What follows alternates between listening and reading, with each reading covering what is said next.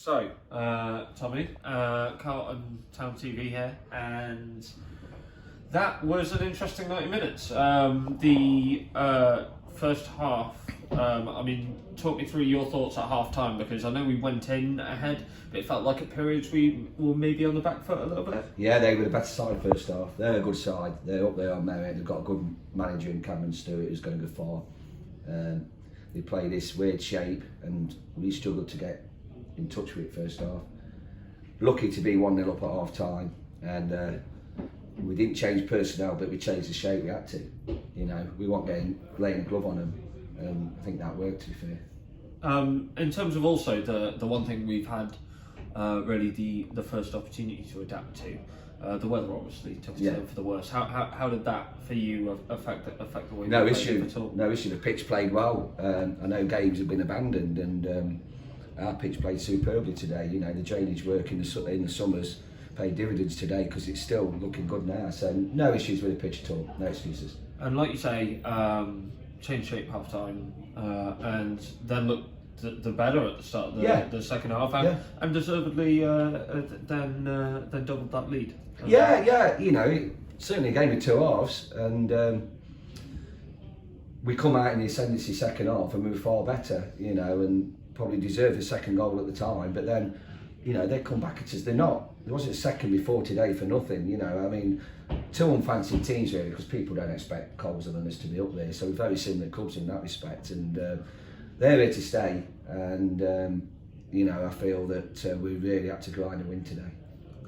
Their goal, how gutted were you with it? Because I must say, for me, as someone that comes down, I felt we were maybe a bit static to have let that in. Not really. No. I just think that it's bounced to the kid just outside the box, and it's one of them. You strike it and it goes 20 foot over, or it sails into the corner. It was a great strike.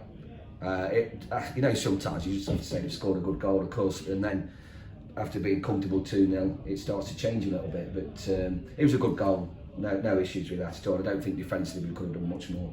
And then finally, to have, in terms of the general gameplay, before we talk about a couple of moments, to close the game out, because they then clearly had a bit of belief of the fact that they got that in. How chuffed were you to see the final whistle? Well, after Aylesbury and Ilkeston, you know, conceding in the last minutes, delighted. You know, it's tough. You know, we put Bordy on at the end to shore things up. It's tough, you know. We played 6 out of the top 10 now, which is a good sign that we're second. You know, and this league is immense. It's tough. Every game you go in, and sometimes you have to hang in there. But the important thing is that we're not conceding goals, and that's standing us in really good stead. Again, like every other club in the land at the minute, quite a few out today, but we've seen it through, and we've conceded 1 goal, so I'm delighted with that as well. And then the only other real, well, I say the only other real, but the 2 things of note were the disciplinary for both sides. Thoughts on Dion's his 2 yellows, his last one's in the last minute. What can you do about that? You know, the two challenges, it goes that way. I don't know what the red card was for, off the ball incident, I believe. He wanted a dirty game, 2 good sides at it. And I think it was a fair game. I think at times maybe the ref got a bit emotional more than the players, to be honest with you. But it certainly wasn't a dirty game. There's no atmosphere between the 2 teams. There's no atmosphere between the dugouts. I think it was just created by the official today, and that's not criticising anybody. But I think he just over emotional, to be fair. First time also since like the Belper result.